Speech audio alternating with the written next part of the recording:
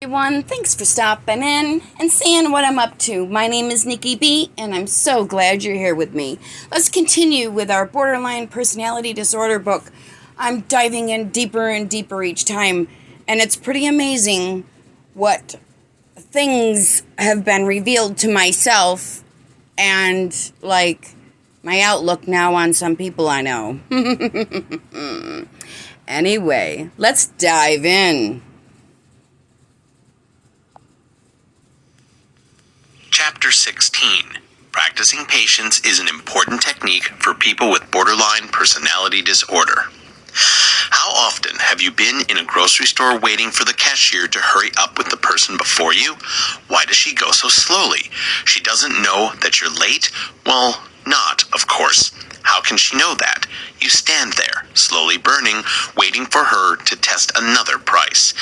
This is one of the greatest problems for people suffering from BPD. They want action and answers, and now. Their long suit isn't waiting. But it's easier to see what is happening if you step back and look at the situation. BPD people often want immediate gratification, whether it is in a romantic relationship, between a mother and a child, or between an unfortunate clerk in the store. In many instances, this leads to a thriving, uncontrollable rage. If you feel like you are about to blast, I urge you to pause and do a breathing exercise. It will slow down your heart rate and give you a moment to regain calmness. Ask yourself, is this something that I'll care for 6 months from now? If it's no, let the stressor go. You're going to feel so much better. Practicing patience doesn't mean that just taking a deep breath and counting at 10. Practice patience does more.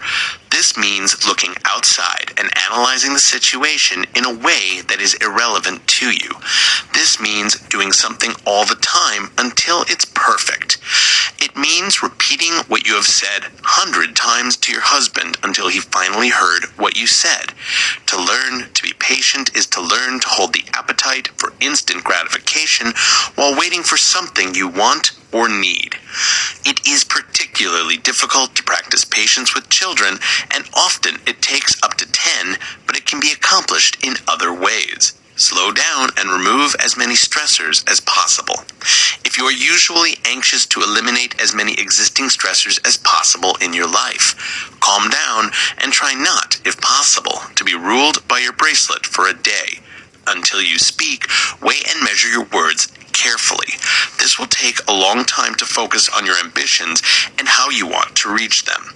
There are many advantages arising from caution. The main benefit you're going to see is the way your blood pressure drops.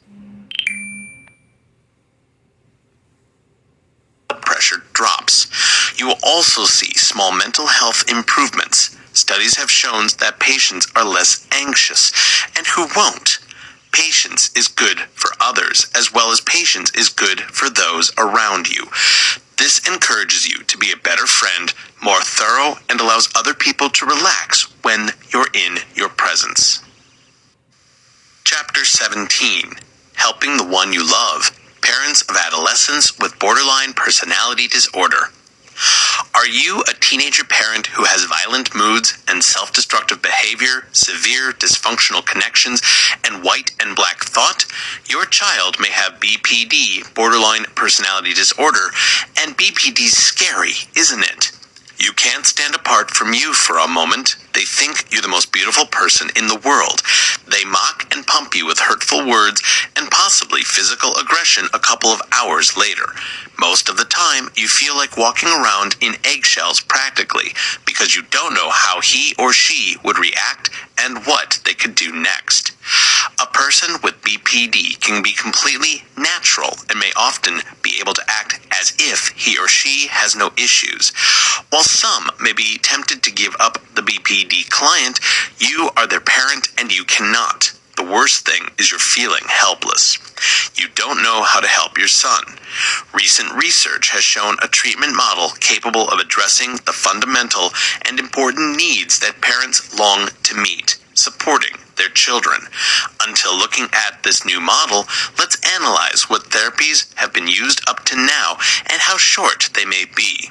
With BPD adolescents, they were probably treated with some skill-based dialectical behavior therapy, DBT, and likely group counseling.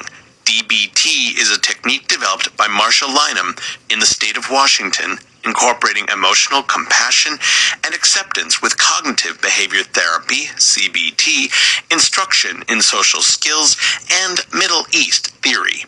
This allows BPD people to modulate and regulate their extreme emotions and actions, accept their anxiety as natural, and have faith in their thoughts and emotions. Although these elements are beneficial, counseling needs to cover families and the dynamics of a young person's life and resolve core family mechanisms specific to BPD. During the stage of development of a young person, there are significant physical changes alongside hormonal growth. Key intellectual capacities are improved as the brain develops. Social skills are established, and the peer pressure is tremendous to perform competently. When your child is undergoing this chaos, they connect with family members when establishing their identity and seeking support. A positive role in the families of a BPD youth is especially important, and this aspect will resolve the need for an active, holistic, and comprehensive approach to the care of young people with BPD and drug abuse. What is lacking if these methods have been working for some time now, and how does this new model fulfill the need? The researchers believe that with integrative borderline adolescent family therapy, IBAFT, an approach has been developed with 3 required treatment components in mind. Systemic family therapy, SFT, which helps families restructure from the fragment and under-organization to help with role identification and limit description. The method frequently addresses a more important developmental emphasis than in adult BPD. The multi-component treatment model puts together a variety of activities to reduce and lift the strain for youth and their families. It includes family counseling daily, individual therapy, and skill development programs. It is delivered in 3 days a week over a span of 6 to 8 months and requires individual therapists and a psychosocial education specialist. Some of the issues that are of concern to parents and vulnerable to teenagers include self-harm, drug abuse, psychological illness, and impulsive behavior, failure to identify goals and skills in life, dysfunctional family relationships, and family relationships that cause behavioral problems. Although it is not easy, the aim of this strategy is to change these factors. It also includes comprehensive strategies aimed at targeting and changing behaviors that prevent the child from effectively coping with BPD. These include no actions linked to suicide, ongoing trauma therapy, crisis-based solutions, and structuring collaboration with family members. As parents are concerned about whether their child has BPD, adolescents' treatment goal is to improve their ability to regulate emotions and maintain healthy relationships, to set goals for life, to improve the motivation to achieve objectives, to change suicidal and parasuicidal behavior. As parents see the learning of their child grow, the family can also learn and grow. Family treatment objectives are therefore to enhance parental leadership, encouragement, and nurturing, to foster parent-adolescent attachment, to promote family affirmation through communication, to eliminate ongoing verbal, physical, or sexual violence, to decrease interactions that reward emotional disturbance, and to promote parent-teen involvement. All of this will provide your child with a safe and supportive environment. But is this method going to yield results? The researchers found that it is difficult for a young population to participate, maintain, and manage an intensive treatment. Given these daunting challenges, 70% of the youth and families who participated were able to participate through this active and efficient care. A successful evaluation of the 3 treatment elements by both adolescents and their families was reflected in the high parent and youth satisfaction. This is especially especially important because young consumers were neither self-referred nor interested in care at first. We found that dysfunctional family habits can precede and help them develop BPD behavior, and therapy to change these behaviors for parents and children is beneficial. A positive note was that the symptoms of adolescent BPD are less rigid than that of an adult patient with BPD, and so the outlook for parents is stronger. The key findings from this study were that teenage adolescents had a negative impact if parental figures fail. Adult-adolescent attachment issues need to be dealt with, and conventional family therapy alone is inadequate. The work stresses convincingly the importance of developing and rising during the developmental stage of the adolescent.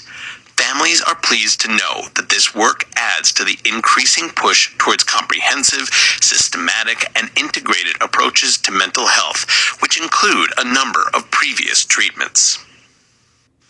Chapter 18. The main symptoms and manifestations of narcissistic borderline personality disorder. Aren't you suspected of having narcissistic borderline personality disorder? Let's first make a short, separate incursion into these personality disorders, then we can see how you can differentiate between each other. Firstly, the specific symptoms and manifestations of BPD include emotional instability, instability based on an acute fear of abandonment, a profound sense of emotional isolation, or deep inner vacuum, marked and/or dysfunctional self-identity, episodes of intense anger, potentially self-destructive impulsive behavior, and irrational ideas in extremely distressing circumstances. The narcissistic characteristics consist of general patterns of grandeur, a deep need for recognition of others, and the lack of empathy. The borderline is quiet, shy, and insecurity, lacks self-confidence, lacks or is rather insecure, fears the next invalidation, and explodes into rage when a real or imaginary invalidation happens. On the other hand, the narcissistic one is overly self-confident, profits from the hard work of others without regard to the consequences, has no compassion, starves after the godlike praise of others, and is relying on coercion or any kind of chasing to get what he or she wants right now from others. The narcissist also seeks preferential care and feels that he or she has a right to special privileges, that he or she is entitled to networks with only high-level personalities, is haughty, doesn't threaten or envision suicide, and doesn't exhibit any overt antisocial behaviors, as opposed to the restricting personalities. Narcissists make a great effort to maintain their VIP status, to display their contempt for others who are perceived to be less important, and to be disgustingly great and perfectionist. Of note, about 75% of the borderline patients are women, whereas the same proportion is narcissistic people. In general, narcissistic minimal personalities have one trait as a staple, the other one offering the individual shades of personality. So how can the many aspects of these personalities not be mixed in a person who suffers both? The best way is to look at the most general and common patterns and then evaluate the specific details of secondary characteristics. In relationships, for example, a borderline gives the impression of vulnerability, depression, uncertainty, and lack of self-confidence, while narcissists send a message that he or she is the only person who matters truly, and that all other people are ornaments that work for him or her. Chapter 19. Borderline Personality Disorder and Paradoxical Relationships. Persons suffering from a serious form of BPD are particularly sensitive to any perceived slight or suggestion of rejection. You lack insight into relationships and cannot calm down if you are under pressure. You can get angry when you think, sometimes wrongly, that someone has wronged you. Unfortunately, the person with intensity of BPD is so persuaded that others will harm or give up that they are obliged to act in ways that are paradoxically threatening and alienating. We unwittingly build the circumstances that they most fear as they attempt to manage what they expect to be an imminent failure or violence. Favorable, temperate people can become very irritated by an unreasonable, irrational, and offensive person with BPD. We may be behaving in ways that are entirely uncharacteristic. The individual with extreme BPD has a curious ability to show the worst in people with whom they communicate. This just reinforces their conviction that most people harm or deceive them. The victims of severe BPD have a strong need to return to those who have supposedly attacked, rejected, or shamed them. Paradoxically, the borderline client ends up doing all the real harm to punish so-called criminals. Seriously affected BPD individuals are highly skilled at hurting people they think have harmed. The person receiving their anger could have played in their hands unknowingly by responding negatively or rejectingly, but they are often innocent of wrongdoing. In any case, the unfortunate person who has become the target of the wrath of the borderline is in for a very nasty surprise. The degrees of viciousness and strength of the attack could never be worth everything they did. The individual at the frontier is so full of a warped sense of righteous indignation that he can follow his cause forever. It is a regrettable irony that it is often necessary to play directly in your hands in order to defend yourself from someone who has a serious borderline personality disorder. It sadly tells them that their horrible actions will continue. The person with extreme BPD pursues justice against those who hurt him so intensely that his or her victims often become frustrated in their attempts at self-defense. The BPD defendant will immediately hire attorneys and threaten the other party with the most egregious crimes. A normal person has no appetite for this type of conflict and often is willing to admit unreasonable and unacceptable demands to the borderline person. You want to avoid the nightmare and go the furious, crazy guy. An ordinary person witnessing such constant animosity will usually try to appease the BPD because otherwise they cannot see an end to acrimony. Sadly, this victory may be added to their growing list of errors they have righted by the BPD sufferers. The further we reassure them, the more the individual with extreme BPD becomes persuaded that it's correct first of all. Our options aren't perfect, though. When we compete with them, we will exhaust ourselves, and even if we succeed, our wasted time, money, and energy will have cost us too much. While the BPD sufferer seems to devote time and time to his vendetta throughout the world, the average person would rather go back to their fun, peaceful life as quickly as possible. Before our culture is able to protect us from people who suffer from severe personality disorders, and until courts understand and avoid malicious prosecutions, it often seems to be our best and safest option to beat a hasty retreat. Chapter 20. Trying to understand the causes of emotionally unstable borderline personality disorder?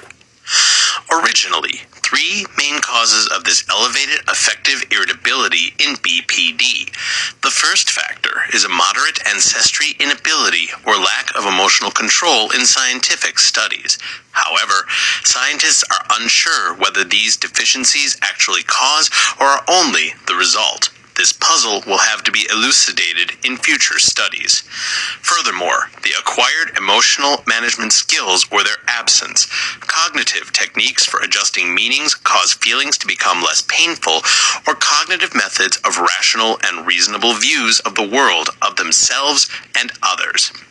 The third group of factors that cause emotionally unstable borderline personality disorder consists of particular thought, belief, and action patterns that include the self and others in various life challenges and circumstances. The most important aspect of these ideas and beliefs is that they are derived from invalidating early life meetings with close persons or caregivers. These involve physical, sexual, and or emotional violence, indifference, disrespect, or callousness. Such thought patterns are always activated when something close to the original triggering circumstance occurs. Since the original situation is part of history, the resulting unhealthy patterns of thought are independent and can be replaced by new ones that are healthy through the same learning process and habits creation. So what can you do again to manage your emotionally unstable borderline personality disorder? For example, you might recognize reasonable and rational reasons and or motives that caused your close friends to cooperate with you in these invalidating ways. This is especially helpful because our brain constantly looks for the context of what happens to us or is happening. This exercise will help you to find the facts you need to prove that in your early years, you are not the cause of all of the misunderstood and unpleasant stuff. Additional activities are available to improve this phase. Consequently, after hearing about the newly found healthy and positive ways of seeing yourself, you will go on doing things differently to strengthen your newly found balanced personality. Through recent discoveries in psychology and with new, highly efficient approaches and methods that tackle the main mental schemes, BPD can be treated successfully. By the way, I have a free ebook called Surviving the Borderline Hellhole if you want to begin implementing the necessary steps towards rehabilitation from BPD. BPD is a mental disorder that means that it is defined by the vulnerable ways that we see and view ourselves and others. Many of these habits of interpretation are acquired from others such as our parents, careers, educators, partners, acquaintances, or supervisors. We mostly do not know these thought patterns because we unconsciously learn them from others. This also ensures that they can be replaced by the same learning process and behaviors. Let us now shift to the causes of the abandonment of borderline personality disorders. For BPD, the most important reason for its symptoms are undoubtedly other invalidating early life experiences. When we are born, we come to this world with a few basic mental and emotional needs, which nature has made us rely on our parents or caregivers to satisfy. These conditions are care, devotion, affection, trust, and bonding. Not all of us have now been born into perfect families, so that when those needs are not met for a long time, the child instinctively assumes that he or she is a worthless person, and it is very simple for other people to behave with him or her as their parents or caregivers. This leads to a sense of abandonment, which is actually an abandonment of his emotional and mental necessities. Since this alienation occurred in a relationship with important persons, it manifests itself when it applies to and communicates with others. For example, a BPD with anxiety of loss will in one moment be vulnerable and submissive, angry, violent, and refusing. Why will someone who fears being rejected act in ways that others do?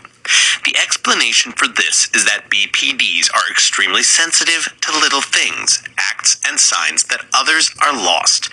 When this become a certainty in the minds of the sufferer, even if it is not, they are facts that prove that she is afraid of abandonment. This is unacceptable, and therefore the sudden mood changes and impulsive behaviors. Since the assumption of the abandonment is typically not established in fact, it means that such assumptions are likely to be drawn from reading. Yet new, healthy, yet beneficial patterns can be replaced by reading and repetition. For example, the next time you can experience your dear person's abandonment or retribution, wait a while and try to analyze whether your hypothesis exists in external reality. You will most likely find that the other person tried to make a point or discuss something with you.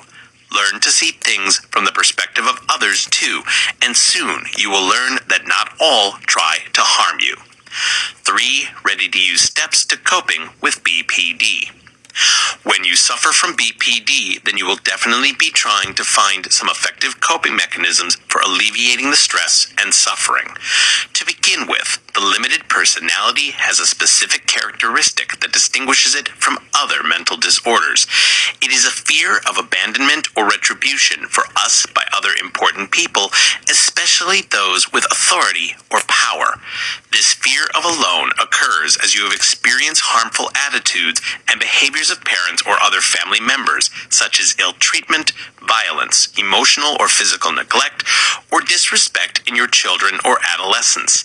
If this home picture is completed by parental divorce, the chances of developing restricted personality are high. The need to recognize and understand the mental and emotional elements is therefore critical in an episode of frustration. For example, why? Because if you know what causes your discomfort and challenges, you will also know how to counter the adverse effects and develop effective methods for your development. Secondly, you must understand why you have the view of others and of reality. Is your perception right, or is your perception partial? For example, our brain uses previous experiences and models to perceive and identify current information and experiences. If you were abused, neglected, or poorly treated during your childhood or adolescence, you may feel abandoned or unfairly punished, although there is no such thing objectively. Fascinating, isn't it? But you have nothing to worry about because today's emotional and behavioral responses, as well as the repercussions of childhood experiences, can be modified and relearned using specific techniques and strategies, which leads us to the third stage, which consists of 2 stages. The first step is to assess the self-deprecating beliefs in your subconsciousness. They arise from the devaluing experiences of the young Cap. Such pessimistic views are one of the main reasons for restricted personality. You have to replace negative feelings and attitudes with new, healthy, and beneficial ones after these values have been discovered. All these new confessions, thoughts, and attitudes can be acquired through specific techniques and commitment. And that's where we're pausing today. Thanks for stopping in. Please do like, subscribe, and make a comment on what books you'd like to hear. My name is Nikki B, and I am so glad you were here with me. And if no one's told you today, I love you and I am proud of you. Believe in yourself because you can accomplish anything. Bye-bye.